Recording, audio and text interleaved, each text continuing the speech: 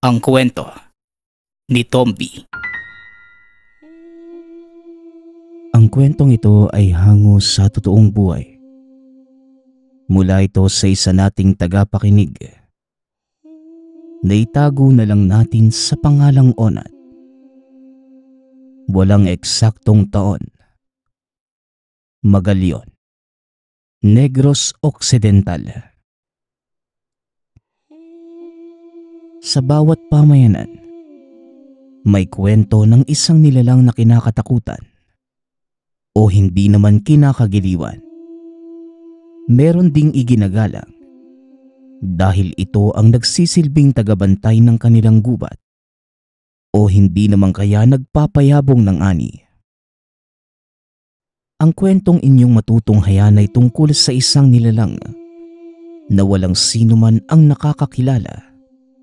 Ngunit palagi itong nakikitang naglalakad sa mga bukirin, lalo na bago magsimula ang pagtatanim. Ilan lamang ang nakakita sa nilalang na ito. Tinatawag nila sa pangalang Apo Burong. Isa sa mga maswerteng nakasaksi nito ay si Onat. Edad 12 ang binata nang mangyari ang kakaibang kaganapan. Hindi nito akalain na lubusang magbabago ang paniniwala tungkol sa hiwaga ng kalikasan. Madalas sumama sa mga tiyuhin para makigapas sa ibang palayan o hindi kaya makitanim. Sa pagkakataong ito, dadayo sila sa bahagi ng bayan na medyo malayo na sa kabisera. Nasa paanan na ito ng kabundukan. Kakaunti na ang mga nakatira. Binubuo ang lugar ng malawak na tubuhan at palayan. Sagana din sa tubig, kaya buong taon ang pagtatanim ng palay dito. Medyo malayo ang lugar na ito sa kanilang tahanan. Kaya naman madaling araw pa lamang ay nagsisimula na silang maglakbay. Habang nasa daan, pinag-uusapan ng magpipinsan ang tungkol sa lugar. Alam niyo ba? May nagpapakita sa lugar na yun na isang nilalang na may ulo ng baboy at katawan ng tao. Hindi ako sigurado pero yung kasi yung naririnig ko simula nung bata pa ako . Wika ng isa sa mga pinsan ni Onat na itago na lang natin sa pangalang Joko. Pwede ba, Joko? Huwag mo nga ang tinatakot niyang si Onat. Huwag kang maniwala dyan, Nat. Tinatakot ka lang yan . Wika naman ni Elmer. Nakakatandang kapatid naman ni Joko. Ito ang unang beses na sumama ang dalawa sa kanya para makitanim dahil wala pa namang gapasan ng tubo sa kanilang lugar. Sa murang edad, natuto nang magbanat ng buto itong si Onat at Joko. Lumaki sa mahirap na pamilya ang mga ito. Kaya naman hindi magawang magtuloy sa pag-aaral sa sekundarya. Kailangan pa kasing pumunta ng bayan para lamang makapag-aral dahil sa kasalatan sa salapi. Hindi na pinilit pang magpatuloy ni Onat sa pag-aaral. Sa halip ay tumulong na lamang ito sa paghahanap buhay. Madilim pa lamang ay umaalis na sila ng tahanan. Medyo may kalayuan ang lugar. Kailangan din nilang magbaon ng makakain at banig na matutulugan. Dahil kadalasang inaabot ng 2 o 3 araw ang taniman. Dahil napakalawak nito. Pagkarating sa lugar, kaagad silang kinausap ng may-ari. Napag-alaman nila Elmer na sila lamang ang magtatanim sa halos 6 na hektarya ng lupain dahil walang ibang dumating na tutulong sa kanila. Dadagdagan ko na lamang ang bayad ko sa inyo. Ililibre ko na din ang pagkain ninyo hanggang sa matapos ang trabaho. Kailangan lang talagang mataniman na ang palayan bago pa sumapit ang gapasan ng tubo. Wika ng may-ari ng palayan. Natawagin na lang natin sa pangalang Dolfo. Tinignan ni Elmer ang dalawang kasama. Nag-aalangan ng mga ito. dahil parehong 12 taon pa lamang at maaaring hindi pa kayanin ang bigat ng trabaho. Ngunit laking gulat ni Elmer nang magsalita si Onat. Sige po Manong Elmer, tanggapin na natin. Kayang-kaya naman yan eh. Isa pa, hindi naman ganun kakapal yung putik. Hindi naman tayo mahihirapang gumalaw dito eh. Wika ni Onat. Pinasigundahan naman ito ni Joko. Oo nga naman Manong Elmer. Kaya namin yan ni Onat. Kami pa ba? Wika ni Joko. At dahil pumayag na ang dalawang binata, wala nang nagawa si Elmer kundi tanggapin ang alok sa kanila. Sige po Manong, payag po kami. Kailangan na po naming simulan ng trabaho eh. Baka abutin kami ng siyam-siyam at wala pa tayo matapos. Tugon ni Elmer. O siya, sige na. Magsimula na kayo ha. Maghahanda lang ako ng agahan. Ikaw nang bahala Elmer. Alam mo na ang mga dapat unahin. Wika ng matanda. Kagad na itong umuwi. Nang wala na ang matanda, kinausap ni Elmer ang dalawa. Hoy kayong dalawa, sigurado ba kayong kaya natin to? Baka mapahiya lang ako sa inyo ha. Wika ni Elmer. Napangiti naman si Onat at tumugon. Kaya yan Manong. Sisiw lang yung pagtatanim. Mas madali naman to kaysa sa pag-apas ng tubo no. Tara na nga Joko. Hakutin na natin yung mga isasaboy na binhi. Tugon ni Onat. Napakamot na lamang ng ulo ang binata sa sinabi ng pinsan. Lalong nagulat nang makita kung gaano kabilis magtrabaho ang dalawang paslit. Gamay na mga ito ang pagtatanim ng palay na parang naglalaro lang sila. Habang ginagawa yon, tanghali na ng mga sandaling ito. Parang hindi nakakaramdam ng pagod ang dalawa. Samantalang si Elmer, nakisilong na lang sa lilim ng puno ng mangga. Hanga ito sa resistensya ng dalawang paslit. Nagawa nilang makalahati ang trabaho sa loob lamang ng buong maghapon. Kasalukuyan nang nagpapahinga ang mga ito nang dumating si Mang Dolfo. Maging ang matanda ay nagulat sa naging resulta ng trabaho ng tatlo. Talaga palang maaasahan kayo sa trabaho ha. Mukhang hindi na aabuti ng 3 araw ang pagtatanim ninyo. Pagbati ng matanda. Hindi nga din po ako makapaniwala sa ginawa ng dalawang to. Ang galing pala nilang magsaboy ng palay. Tignan niyo po, wala man lang bakante. Tugon ni Elmer. Habang pinagmamasdan ang dalawang naguhugas ng kanilang katawan sa irigasyon. O siya, pagkatapos niyong magugas ng katawan, ayain mo ang 2 mong kasama. Doon na kayo kumain ng hapunan sa bahay. Buling wika ng matanda. Kagad nang sumunod ang tatlo. Pagkarating sa tahanan, kagad hinaina ng merienda ng asawa ni Mang Dolfo ang 3 binata. Habang kumakain, hindi naman maiwasan ng 2 matandang tanungin ng mga ito tungkol sa kanilang mga magulang. Hindi naman nag-atubiling sumagot ang mga kabataan. Lalong humanga ang mag-asawa sa narinig ng mga ito. Maswerte kayo dahil nagkaroon kayo ng malakas na pangangatawan. Kaya gamitin niyo sa maayos na pamamaraan at huwag itong aabusuhin. O siya, mukhang handa na ang hapunan. Tara nang kumain at nang makapagpahinga na kayo. Wika ng matanda. Matapos kumain, kagad bumalik ang 3 sa ginawa nilang tolda sa tabi ng palayan. Dahil 3 lamang silang nagtrabaho, minabuti na ni Elmer na doon matulog kung saan nakalagak ang sako ng mga binhi. Uso din ang nakawan sa lugar. At ayon kay Mang Dolfo, ilang beses na itong nangyayari sa kanya Kaya nagpresenta na si Elmer na bantayan ng mga binhi. Nakahiga na ito ng mga sandaling yon, habang ang dalawang nakababatang kasama nakaupo sa ilalim ng isang puno habang nagkwekwentuhan.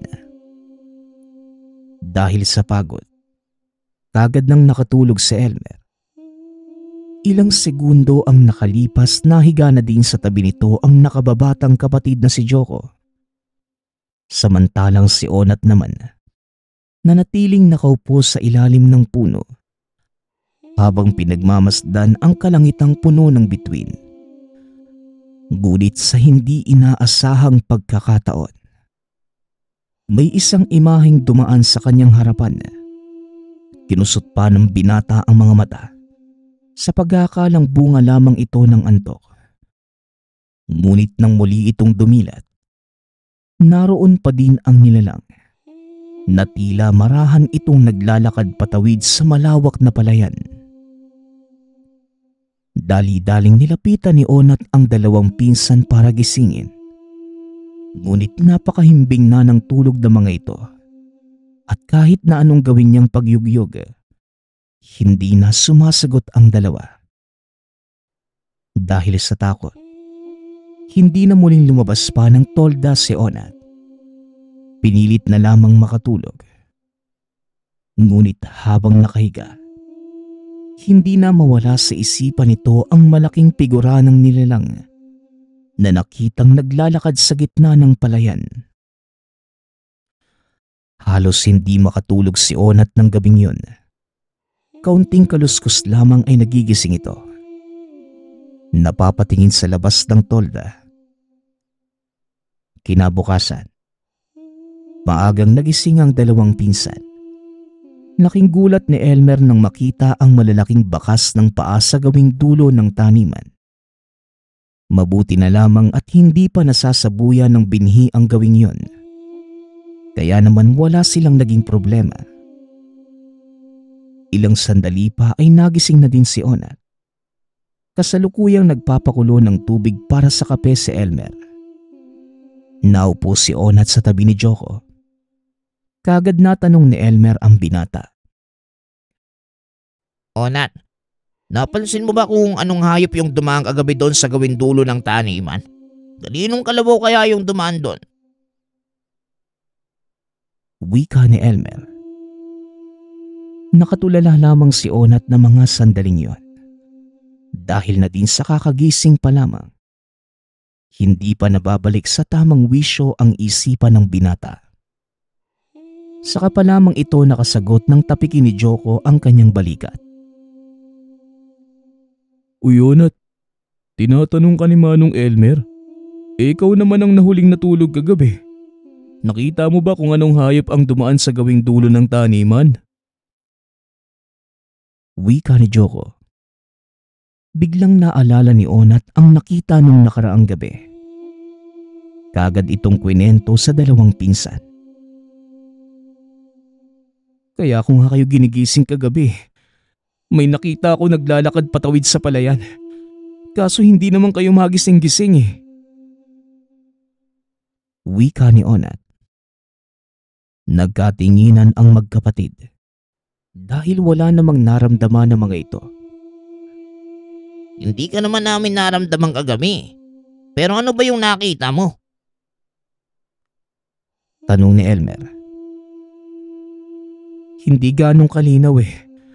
Pero parang malaking kalabaw ang nakita ko. Naglalakad sa dalawang paa.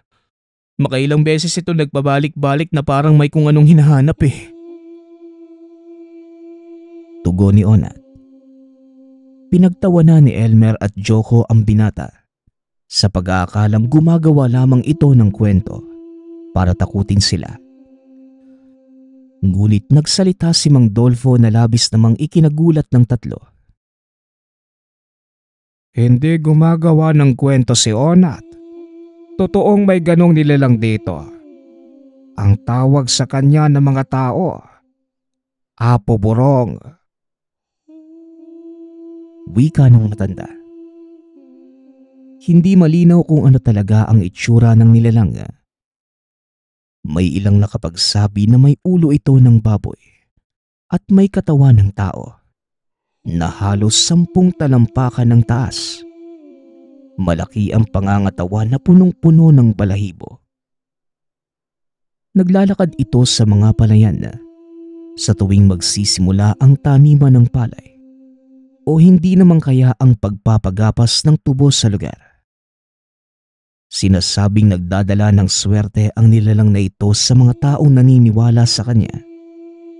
Kamalasan naman sa mga taong gusto siyang saktan. At ayon kay Mang Dolfo, sa kabila ng laki ng katawan at nakakatakot na itsura nito, napakamahinahon ni Apo Borong. Hindi ito namiminsala kahit ng pinakamaliit na insekto sa paligid. Kung ganun, totoo po yung sinasabi ni Onat sa amin. Tanong ni Elmer. Ang pagpapakita ni Apo Borong ay may dalang mensahe na kailangang unawain ng lahat. Kung totoong nakita ng pinsan mo si Apo Borong sa umpisa ng pagtatanim ng palay, nangangahulugan ito na magandang ani. Ngunit kung nakita naman si Apo Borong sa katapusan ng gapasan ng tubo, nangangahulugan naman ito ng malaking pinsala sa halos lahat ng pananim, partikular sa palay at mga gulay. Tugon ni Mang Dolfo. Magsabi ka nga ng totoo, Onat. Nakita mo ba talaga yung sinasabi nilang Apo Borong? Tanong ni Elmer. Oo nga po, Manong. Nakita ko nga. Ginigising ko nga kayo kaso ayaw niyo namang magising eh. Tugon ni Onat. Naniniwala akong nakita ng pinsan mo si Apo Borong. Isa pa, may mga bakas na naiwan sa palayan. Kaya walang duda na totoo ang sinasabi niya. Pero wala namang kayong dapat ipag-alala. Hindi naman nananakit si Apo Borong. Basta hindi nyo gagambalain ang kanyang tirahan. Wala kayong magiging problema sa kanya. Muling wika ni Mang Dolfo. Matapos ay nagpaalam na ito, kaagad nang ipinagpatuloy ng tatlo ang kanilang gawain. Pagsapit ng hapon, nagawa nilang tapusin ang natitirang kalahati ng taniman. Hindi makapaniwala ang matandang may-ari nito na magagawa nilang tapusin ang trabaho sa loob lamang ng 2 araw. Ngunit dahil alanganin ng umuwi, doon na nagpalipas ng gabi ang tatlo sa ginawang tolda. Lingid sa kalaman ni Mang Dolfo na may hindi magandang binabalak si Elmer.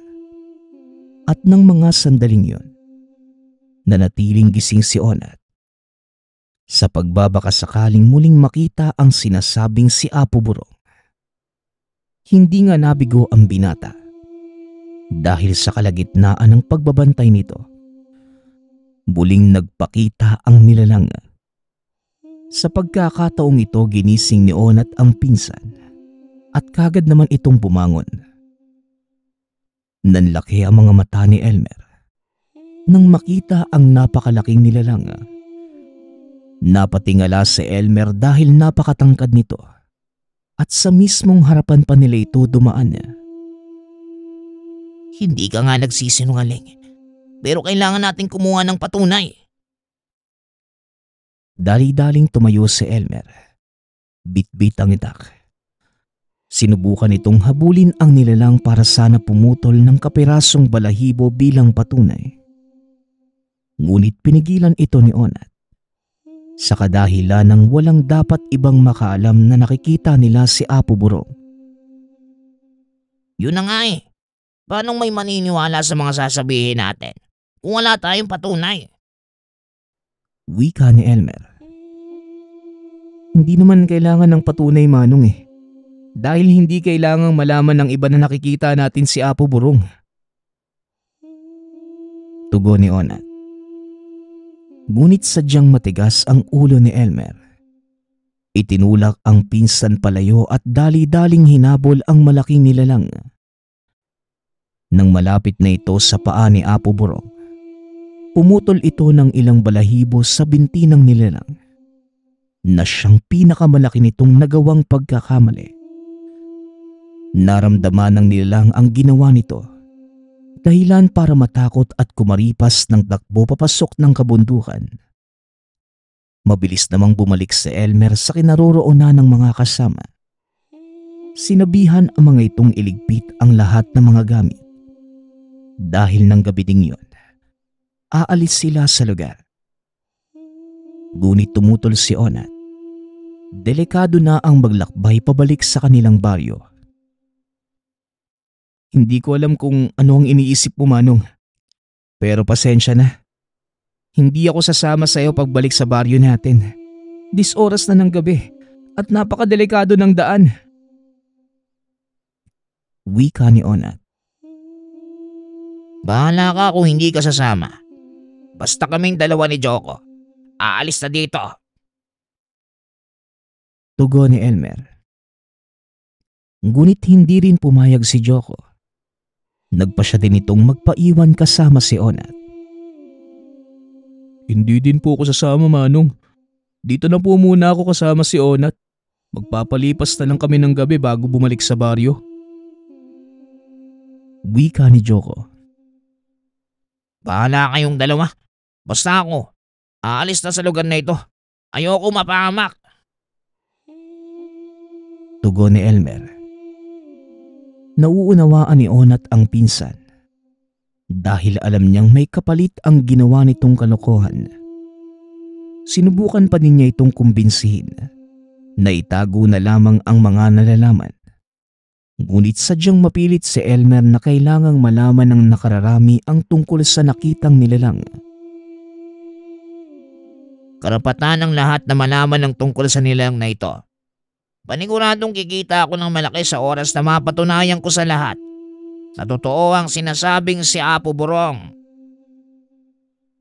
Huling wika ni Elmer. Nang gabi ding yun, umalis na ito sa lugar. Kinabukasan maaga namang nagpaalam sina Onat at Joko sa matanda na babalik na sa kanilang baryo. O siya, mag-iingat kayo ha. Itago nyo yung perang ibinayad ko sa inyo. Sige na, baka gabihin pa kayo sa daan. Wika ng matanda. Kagad nang umalis ang dalawa. Habang naglalakad, napadaan ang mga ito sa isang baryo. Nakita ang tumpok ng mga taong tila may kung anong pinagkakaguluhan. At dahil medyo malayo pa ang kanilang bayan, nagpasya ang dalawang maghanap muna ng makakainan. Unti-unti silang napapalapit sa tumpok ng mga tao. Nanlaki ang mga mata ni Onat nang makita kung sino ang pinagkakaguluhan ng mga ito. Di ba? Si Manong Elmer yun? Tara, puntahan natin. Wika ni Joko. Laking gulat ni Onat dahil nakatali ang kamay nito habang nakaupo sa lupa. Napapaligiran din ito ng mga kalalakihan at narinig ng dalawa ang usapan ng mga tao. Ayon sa mga ito, napatunayan nilang nagsisinungaling si Elmer nang sabihin itong nakita niya si Apo Burong dahil wala pang taong nakakita nito. Pilit ipinagtatanggol ng binata ang sarili, ngunit talagang ayaw maniwala ng mga tao sa kanya.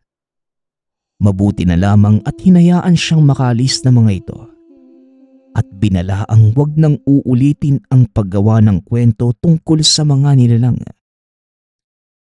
Umuwi si Elmer sa kanilang baryo. Nabitbit ang kabiguan at kahihiyan sa sarili. Nang makita nito sina Onat at Joko, pinagbalingan niya ng galit ang mga ito. Gulpe ang inabot ng dalawa sa kadahilan ng wala ni isa sa kanilang sumama upang maging saksi sa sinasabi ni Elmer sa mga tao. Kung sinamahan nyo lang ako pauwi kagabi, hindi sana ako mapapahiya sa mga tao. Pero anong ginawa nyo? Lalo ka na, Onat. Wika nito. Ginawa ko lang po kung ano ang nararapat, Manong. Dahil hindi naman dapat malaman ng mga taong tungkol sa nilalang na yon. Bahala kung anong gusto mong gawin sa amin. Sisihin mo kami sa pagkapahiya mo. Pero sasabihin ko sa iyo, Manong, wala kaming kasalanan dahil sinubukan na kitang balaan. Tugon ni Onat. Dahil sa sinabi nito, lalo pang nadagdaga ng sakit ng katawan ng binata. Inakala ni Elmer na hanggang doon na lamang ang kamalasang mangyayari sa kanya. Ngunit ng sumunod na araw, nagkasakit naman ang nakababata nitong kapatid na si Joko. Dinala nila ito sa ospital. Ngunit walang makitang karamdaman ang mga doktor. Nakailang lipat na din sila ng espesyalista. Pero iisa lamang ang sinasabi ng mga ito. Walang sakit ang binata. Hindi malaman ni Elmer ang gagawin ng mga sandaling yon. Walang kakayanan ng mga magulang na ipagamot ang kapatid dahil na din sa kasalatan sa pera.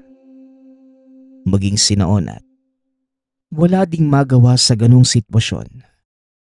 Hanggang sa naisip nito ang ginawa ni Elmer. Nang mga sandaling yon, mag-isang nakaupo ang pinsan sa sulok habang nag-iisip. Pinili itong kausapin ng binata. Manong, alam kong hindi ka makikinig sa sinasabi ko. Pero ikaw na mismo ang nakasaksi. Binalaan na kita nung una pa lang. Kaso itinuloy mo pa din eh. Bakit kaya hindi ka manghingi ng kapatawaran sa Apo Burong? Baka sakaling pagalingin niya si Joko. Wika ni Onat. Ngunit kagaya ng inaasahan na, patuloy na nagmatigas ang pinsan. Paano kang nakakasiguro na siya nga ang may gawa nito? At kung sakali man, bakit ako patatawarin ng isang nilalang nilalapastangan ko? Tugon ni Elmer. Wala namang mawawala kung susubukan mo, Manong eh. Payo ko lang naman yun bilang pinsan mong nag-aalala din kay Joko. Nasa sa inyo naman po kung susundin nyo o hindi. Muling wika ni Onat. Matapos kagad itong umalis. Lingid sa kalaman ni Elmer na bago pa siya kausapin ni Onat, naisipan na nitong puntahan ang nilalang. Hindi alintana ng binata ang layo at panganib ng daan para lamang mailigtas ang buhay ng pinsan. Sinuong nito ang matarik na burol. Nagtataas ang mga talahib para lamang marating ang kinaroroonan ni Apo Burong. Sa pag-asang muli niya itong makita at hilingin ang kagalingan ng pinsan. Habang nasa daan, walang tigil ang pagdadasal ni Onat na sana ay makita niya si Apo Burong nang sa ganon ay mapagaling nito ang pinsan. Ngunit sa kasamaang palad, nadulas ang binata. Tumama ang ulo nito sa matigas na bagay. Nawala ng malay at nagpagulong-gulong sa bangin. Nang magkamalay si Onat, nasa gilid na ito ng siga. At nang iikot pa ang tingin, napansin ng binatang nasa loob siya ng isang malaking yungib. Mabuti naman at nagising ka na. Huwag ka munang magkikilos dahil hindi pa magaling ang pinsala mo sa binti at braso. Wika ng nilalang na nakaupo sa madilim na bahagi ng yungib. Kung sino ka man, maraming salamat sa tulong pero kailangan ko nang magpatuloy sa paglalakad. Kailangan ko makita si Apo Burong. Tugon ni Onat. Apang pinipilit ang sariling tumayo. Ano ang kailangan mo sa nilalang na yon? Bakit gano'n na lang ang determinasyon mong makita siya at makausap? Tanong ni Apo Burong. Walang kaalam-alam si Onat na ang kausap nito ay ang mismong nilalang na hinahanap. Kailangan kong humingi ng kapatawaran sa kanya at hilingin na pagalingin ang pinsan ko. Tugon ni Onat. Bakit mo kailangang humingi ng kapatawaran? May ginawa ka bang pagkakasala? Hindi po ako, kundi ang pinsan kong si Elmer. Siya po ang may kasalanan eh. Pumutol siya ng balahibo mula kay Apo Burong nang walang pahintulot. Kaya nagkasakit ang pinsan ko dahil sa kagagawan niya. Tumawa ng malakas ang nilalang at muling nagtanong.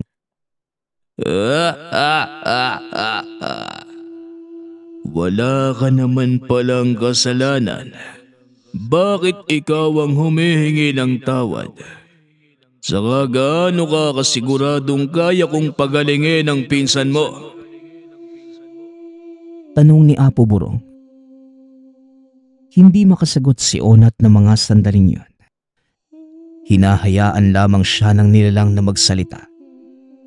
Ngunit walang katagang lumalabas sa bibig.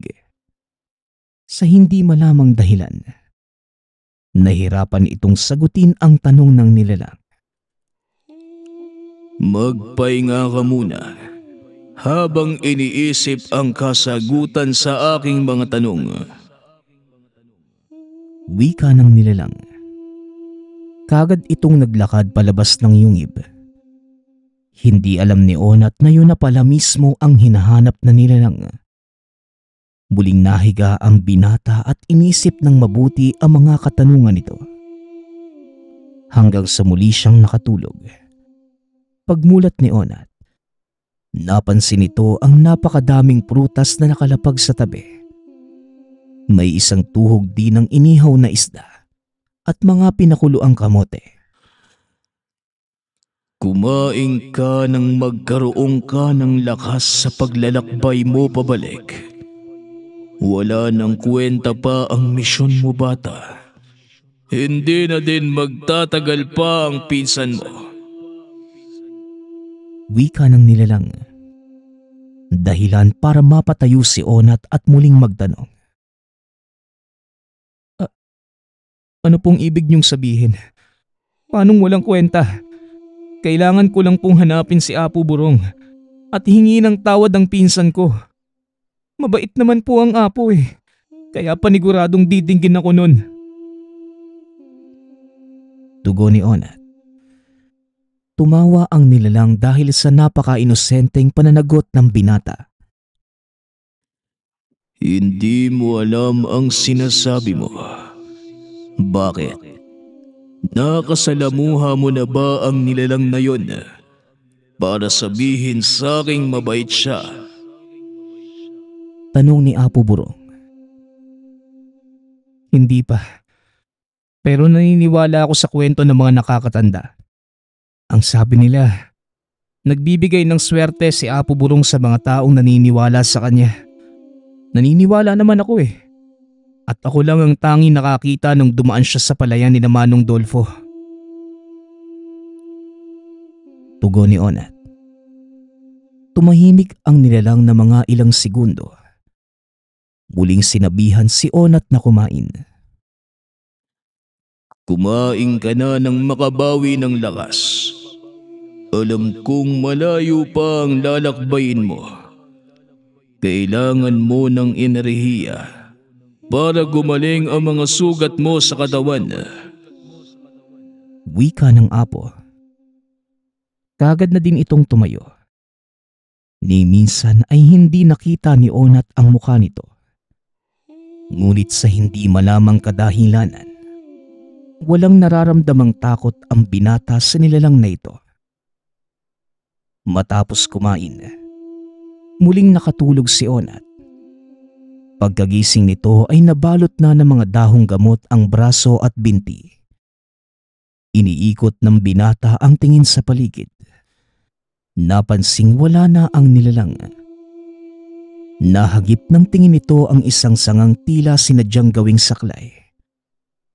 Marahang tumayo si Onat. Dinampot ito at kagad nang lumabas ng yungib ang binata. Napagtantong ang lugar na kinaroroonan. Hindi kalayuan sa taniman ni Manong Dolfo. Naglakad ito pababa ng burol. Nakita ang matandang nag-aabono ng mga palay na itinanim nila ilang araw na ang nakalilipas. Nanlaki ang mga mata ni Mang Dolfo nang makita si Onat na naglalakad sa pilapil. Dali-dali nitong nilapag ang kanyang buslo at inalalayan ang binata. Anong ginagawa mo dito, Onat? Anong nangyari sa'yo? Tanong na matanda. Hindi ko din po alam kung paano ako nakarating sa lugar na ito, Manong. Naparito lang po ako dahil gusto kong kausapin si Apo Burong na pagalingin ng pinsan ko. Tugon ng binata. Pagalingin? Bakit? Ano bang nangyari sa pinsan mo? Muling tanong na matanda. Nagkasakit po siya dahil sa kagagawa ng nakakatanda niyang kapatid. Nilapastangan ni Manong Elmer si Apo Burong sa pamamagitan ng pagputol ng balahibo nito sa binte bilang patunay sana na nakita namin ang nilalang. Kaso ang naging kapalit naman nun, ang pagkakasakit ni Joko. Tugon ni Onat. Ganun ba? Paano ka namang nakakasiguro na si Apo Burong nga ang may gawa nun? Muling tanong ni Mang Dolfo. Sa pagkakataong yun, hindi makasagot si Onat. Napangiti ang matanda at muling nagsalita. Alam mo, Onat, kung minsan tayong mga tao, isinisisi natin ang mga bagay na nangyayari sa atin sa mga elemento, lalo na kung hindi ito maipaliwanag ng siyensya. May sasabihin ako sa'yo at sana unawain mong mabuti. Hindi si Apo Burong ang may gawa nito sa pinsan mo, kundi ang mismong pinsan mong si Elmer. Siya ang nagdala ng sumpa sa kanyang kapatid. Wika ni Mang Dolfo. Nanlaki ang mga mata ni Onat sa sinabi ng matanda.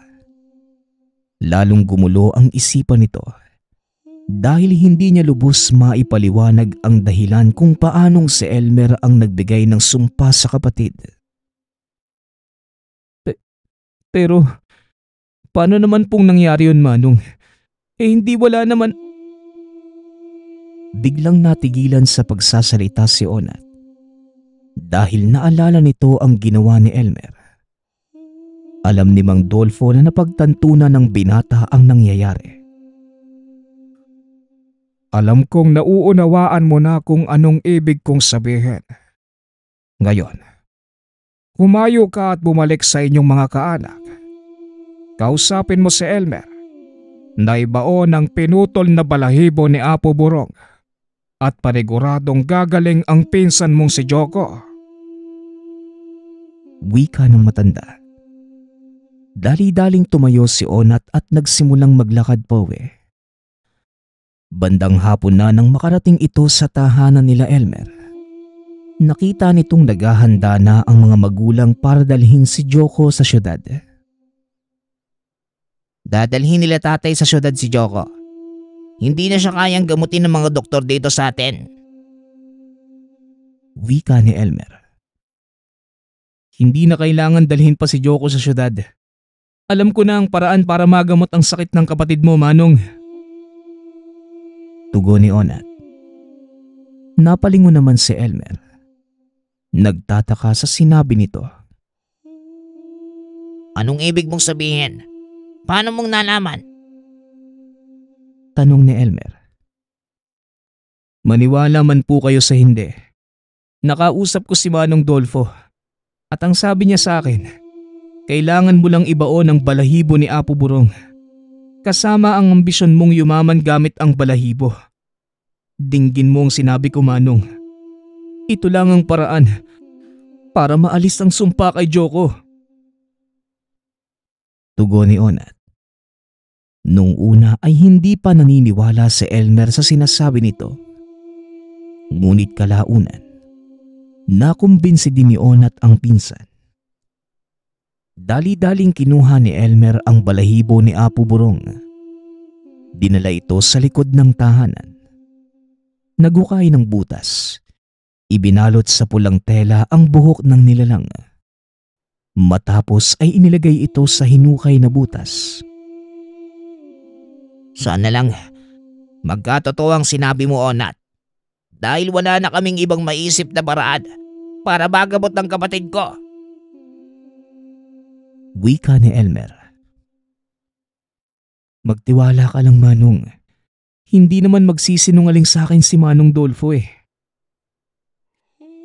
Tugon ni Onat. Ilang sandali pa ang nakalipas. Lumabas ng tahanan ang ina ni Elmer. Sinabi nitong unti-unti nang bumababa ang lagnat ni Joko. Nagpasya ang mga itong wag nang tumuloy sa pagpunta sa syudad.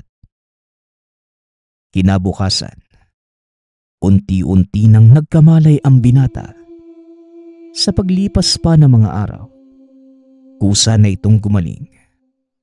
Laking pasasalamat ni Elmer dahil sinunod dito ang payo ng pinsan. Hindi lubusang maipaliwanag ni Onat ang mga nangyari. Gayunpaman, malaki ang pasasalamat nito. Dahil kahit papano dininig ng Diyos ang kanilang dasal na pagalingin ng pinsan. Maging ang mga magulang ni Joko, hindi makapaniwala dahil alam nilang nasa bingit na ng kamatayan ang anak na mga sandaling yon. Para sa kanila, himala ang nangyari. Minabuti na lang ni Onat na itago ang katotohanan sa mga magulang nila Elmer. Pinakiusapan din ito ang nakakatandang pinsan na wag na sanang ipagsabi ang nangyari. Pumayag naman ito. Makalipas ang ilang buwan, tuluyang nanumbalik ang lakas ni Onat. Gumaling na din ang pinsala nito sa katawan. Dahilan para muling makabalik sa pagtatrabaho. Inakala ni Onat na yun na ang huling engkwentro nila kay Apo Burong. Ngunit naganap naman ang kagayang pangyayari. Sa pagkakataong ito, isa namang dayong nakigapas ng palay sa lugar ni Manong Dolfo. Hindi nakisali si Onat ng mga oras na yun. Dahil nakikigapas ito ng tubo sa katabing taniman. Nakaugalian na ng mga taga doon na magpainom sa mismong palayan sa tuwing matatapos ang matagumpay na ani. Ng mga sandaling yon, tapos na din ang araw ng trabaho ni Onat. Kaya pinili nitong makisaya sa mga tao. At dahil sa minor de edad pa lamang ito, hindi uminom ng alak ang binata. Sa halip binusog na lamang ang sarili sa handang pagkain. Habang masayang nagiinuman ang lahat, muling nasipat ng binata si Apo Burong na dumadaan. Hindi na nag-ingay pa si Onat sa pag-aakalang siya lang ang nakakita sa nilalang. Ngunit laking gulat nito nang biglang makita ang isang dayong kasama sa trabaho. Sinundan ang bakas ni Apo Burong. Bit-bit ang kanyang panggapas ng tubo. Hindi na nagsayang pa ng oras ang binata. Mabilis nitong sinundan ng lalaki upang pigilan sa kung anumang binabalak nito sa nilalang. Ilang minuto pa ay narating nito ang yungib kung saan siya dinala ng nilalang. Noong nahulog siya sa bangin. Saka pa lamang napagtanto ng binatang ang nakausap nitong nilalang sa loob ng yungib. Walang iba kundi si Apo Burong. Dali-daling pumasok ang lalaki sa yungib. Kagad namang sinundan ni Onat. Marahang naglalakad ang lalaki palapit sa nooy nakatalikod na nilalang. Laking gulat ni Onat nang biglang undaya ng taga ng lalaki si Apo Burong sa leeg. Gamit ang panabas ng tubo. Mabilis na kumuha ng bato si Onat at binato ang lalaki. Swerte namang tinamaan niya ito sa ulo. Dahilan para mabitawan ito ang kanyang panggapas. Dali-daling nilapitan ng binata ang lalaki. Pinagsisipa Hindi naman makaganti ang lalaki dahil bukod sa nahihilo, hindi pa nito makita kung saan nagmumula ang mga sipa ni Onat. Hanggang sa tuluyang mawala ng malay ang lalaki. Salamat bata. Kung hindi ka dumating, malamang wala na ako. Wika ng nilalang. Alam ni Onat na kaya nitong makaligtas sa anumang ataking ibibigay sa kanya. Dahil na din sa kakaiba nitong katangian bilang elemento. Wala kang dapat ipagpasalamat. Alam kong magagawa mo lang din siyang pigilan eh. Pero inintay mo pa talaga akong gumawa nun. Bakit? Tanong ni Onat.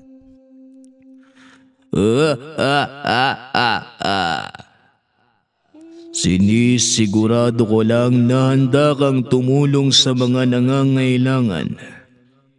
Sinusukat ko din kung karapat-dapat ka sa ipagkakaloob ko sa iyo. Tugon ni Apo Burong. Ayon pa dito, sinadya nitong magpakita dahil alam niyang si Onat lang ang may kakayanang masipat ang pagdaan. Ngunit hindi nito inasahang darating ang isang panauhin.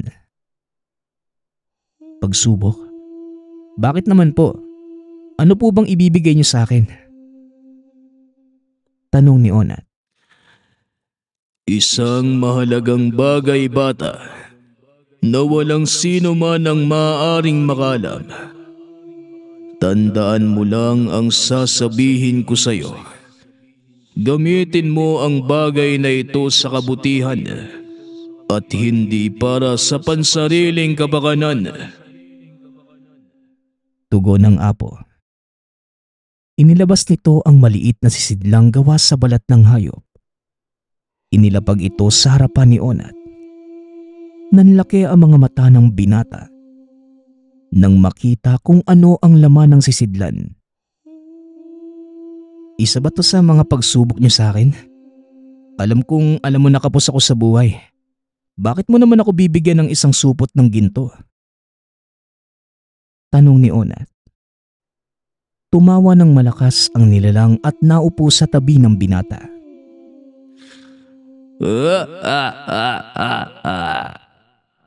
Sadyang napakalakas ng iyong pangamoy.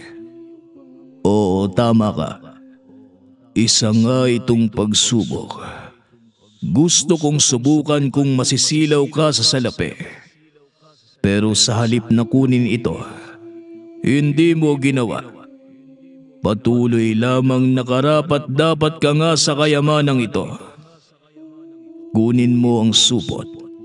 Gamitin ang nilalaman upang umusad sa iyong buhay. At lagi mong tatandaan, hindi dapat malaman ni numan ang pag-uusap na ito. Walang dapat makaalam na may binigay ako sa iyo. Sige na. Humayo ka na at ako na ang bahala sa isang to. Wika ng Apo. Kagad nang kinuha ni Onat ang supot. Lumabas ng yungib. Hindi magkamayaw ang binata dahil sa wakas. Natupad na din ang kahilingan nitong magkaroon ng sapat na halaga upang itaguyod ang sarili at makapagpatuloy sa pag-aaral. Walang ibang pinagsabihan ang binata tungkol sa nakuhang kayamanan. Itinago ito ni Onat maging sa mga magulang. Hindi naman sa pagiging makasarili. Ngunit kailangan pa ding mag-ingat ng binata lalo pat napakadaming mata sa paligid.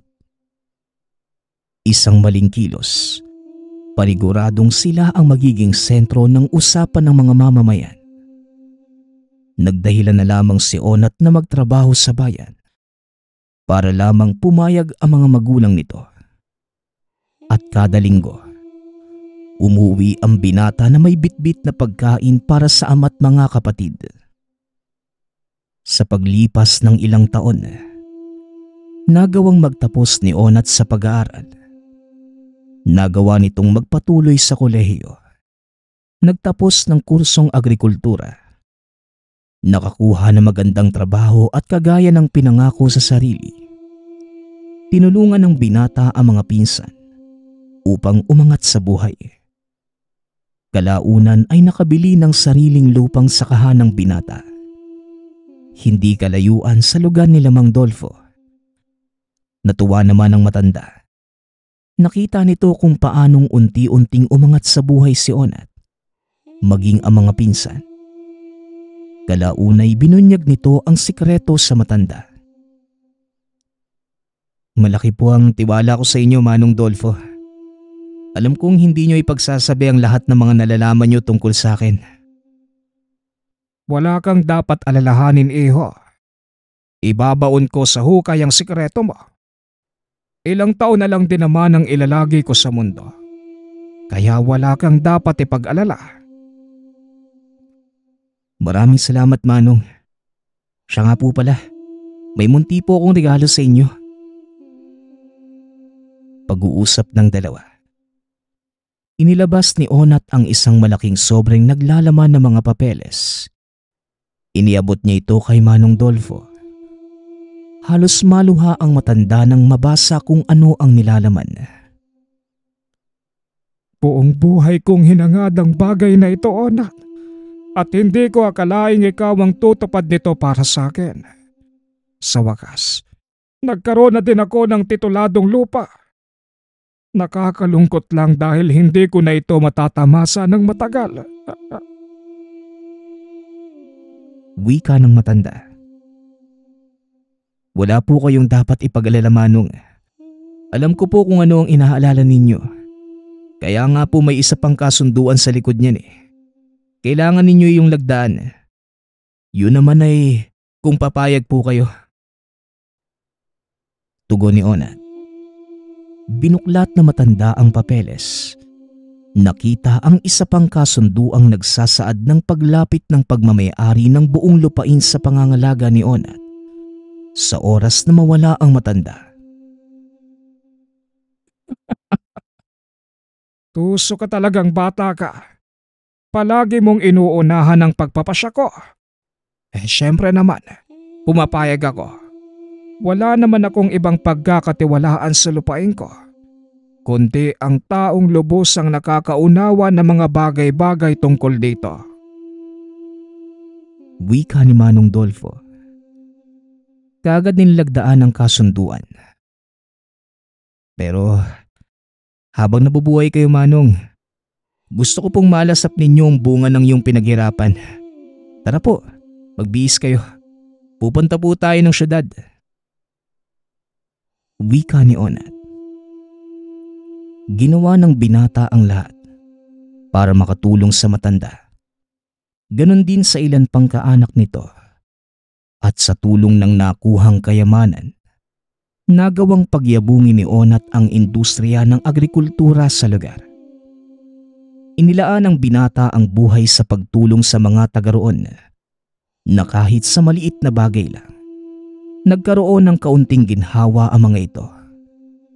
Ramdam ni Onat ang hirap ng buhay sa lugar na yon, lalo pat walang ibang pagkukunan ng pagkakakitaan kundi ang pakikigapas o pakikitanim sa bukid ng iba.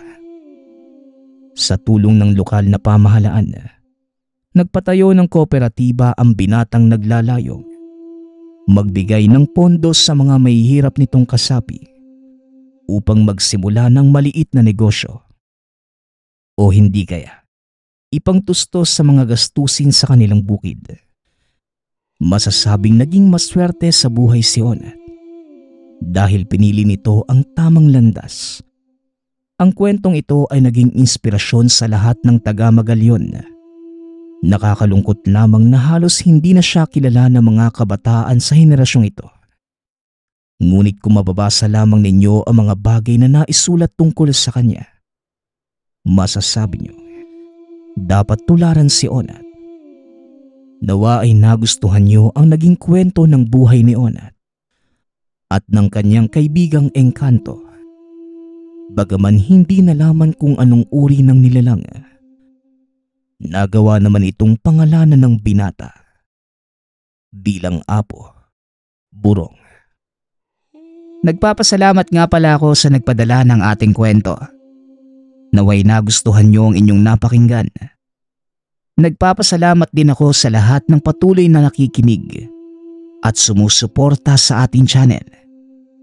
Naway patuloy niyong suportahan at pakinggan ang ating mga kwento. Hanggang sa muling pakikinig.